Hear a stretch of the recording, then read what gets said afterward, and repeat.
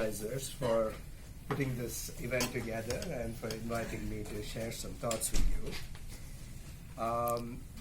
Looking at the crowd, I think some of you may know a fair amount about India and Indian politics, and others may not. So I won't presume too much knowledge in my initial comments, but in the discussion, I'd be happy to elaborate on, I and others will be happy to elaborate on some of the things I say. So we have gathered here today in response to the exclusionary and undemocratic policies that the BJP has pursued, especially since it was re-elected in mid-2019. We are also responding to the widespread popular opposition to many of the moves this government has made, and especially to the Citizenship Amendment Act, and the extensive repression of various groups, protesters, Muslims, and anyone suspected of being a regime opponent by the police and by paramilitary Hindutva forces. I'm glad that in this context, some of us at McGill and in Montreal are intervening actively and having our voices heard. So I'm going to be talking about Hindu nationalism and its implications for Indian democracy, focusing on changes of the past few months. But first, some background. So Hindu nationalism has been an organized political force for a little over a century.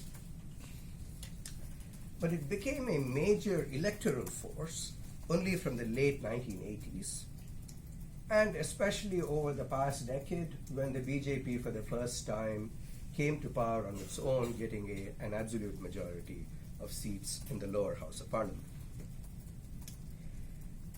Hindu nationalist ideology has both inclusionary and exclusionary features.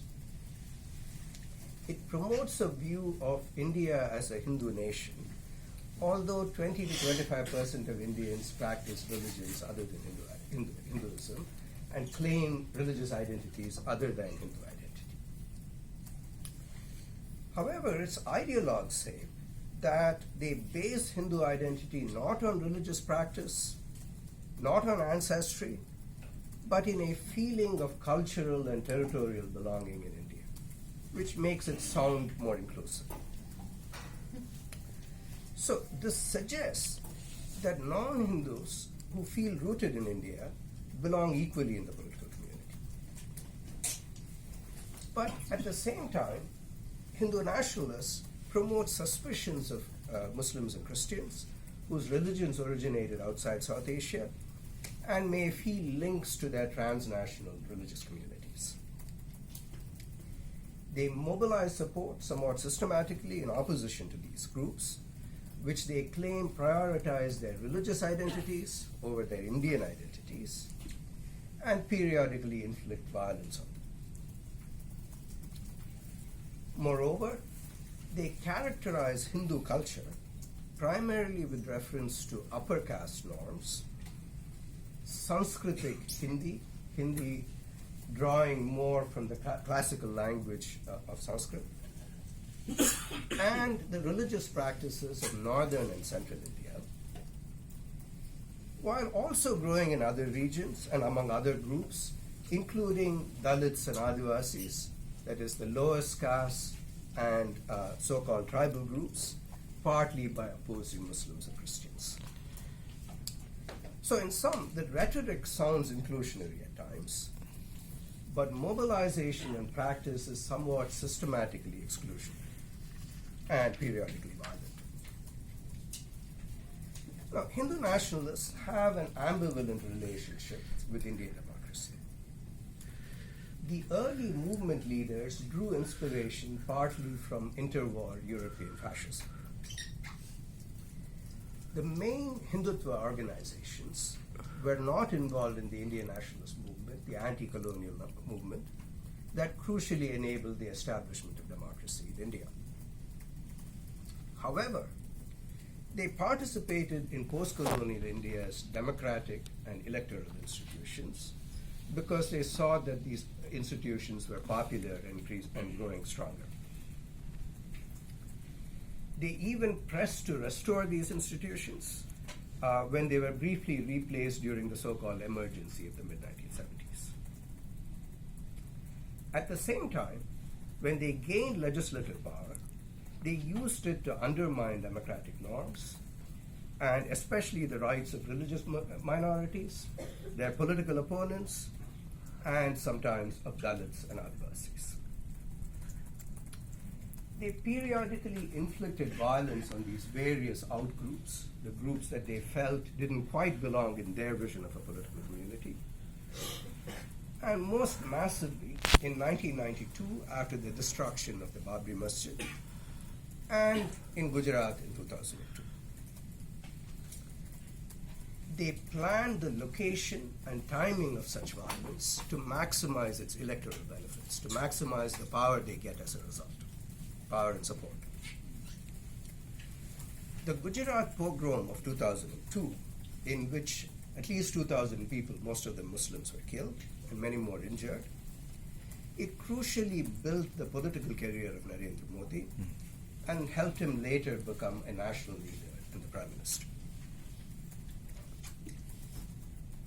Now, multicultural institutions matter in many culturally diverse societies, and this is particularly true in India. It helped consolidate democracy in what may be the most culturally diverse society in the world. The BJP's homogenizing nationalism is at odds with many aspects of multicultural institutions, many multicultural arrangements. For instance, BJP leaders and Hindu nationalist leaders for long criticized the greater autonomy that was given, at least on paper, to Jammu and Kashmir, which was in India's only Muslim majority state until last August, in return for the incorporation of the state in India. Aside from limiting Kashmiri autonomy, they promised to replace the distinct personal laws that govern the major religious groups with a uniform civil code.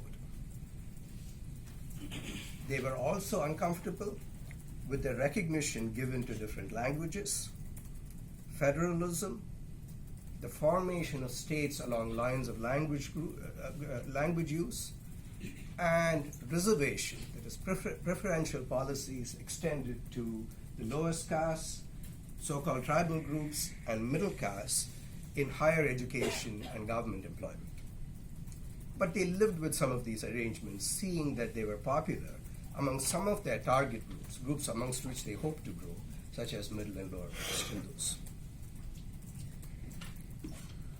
So the BJP leaders did not act fully on these preferences when they led multi-party coalition governments between 1998 and 2004, and during their first term in office with an absolute majority of parliamentary seats from 2014 to 2019. Since returning to power with a larger majority in May 2019, the BJP has proceeded further in promoting Hindu hegemony, in undermining democratic liberties, weakening federalism, and curtailing anti-poverty policies. I'll give some examples of this. Jammu and Kashmir ceased to be a state that was on paper said to have greater autonomy and was bifurcated into two union territories directly ruled by the central government.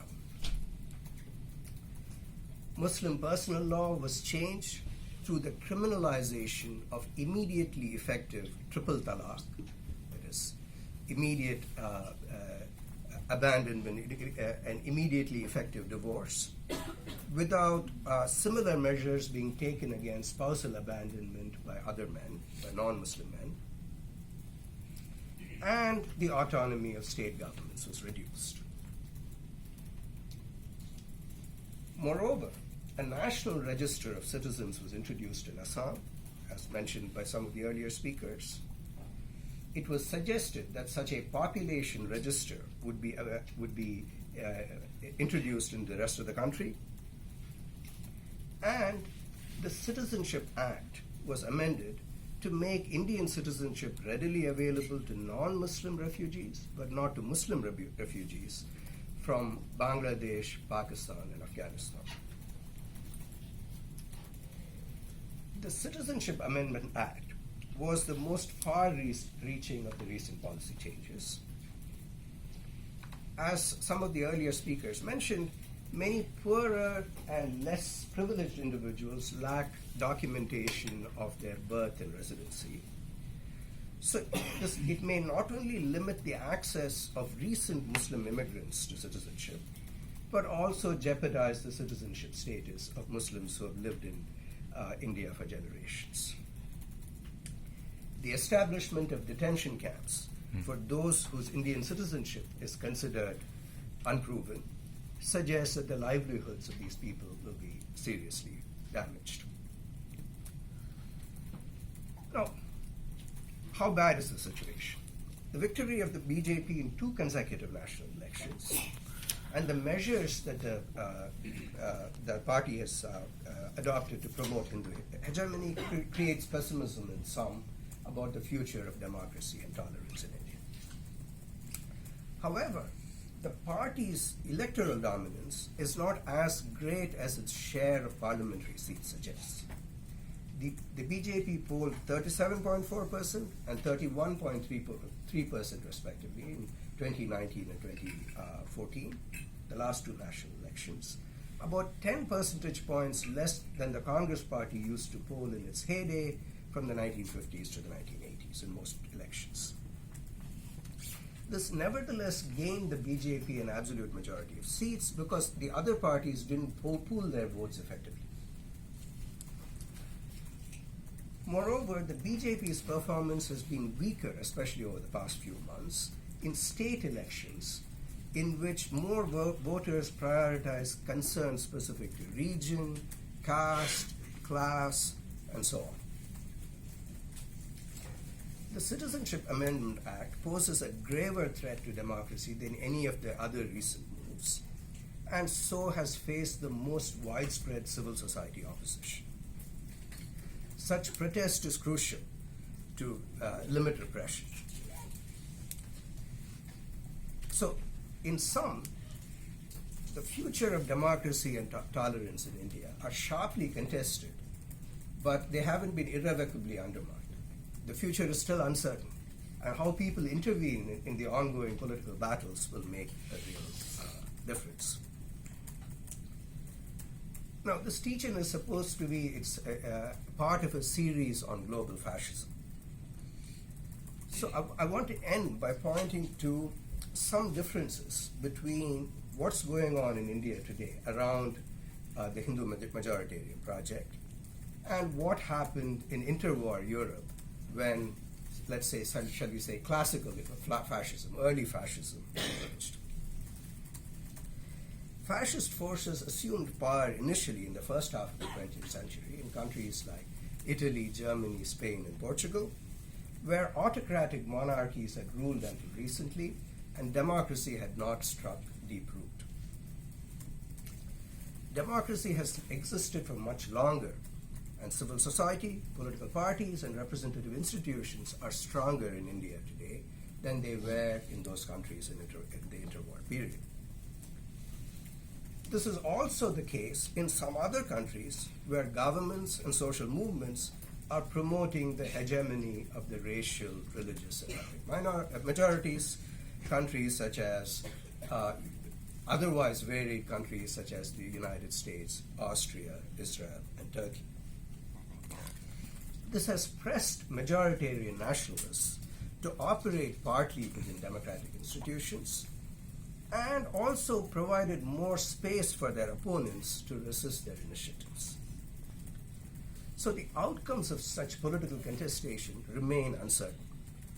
They will be determined by everyone's actions. These outcomes will matter a lot for the coming generations. So the social imperative is very strong for us as global citizens to intervene in these political battles. Disengagement may seem comfortable to some, but I believe that under the current circumstances, it's not a morally available option. Thank you.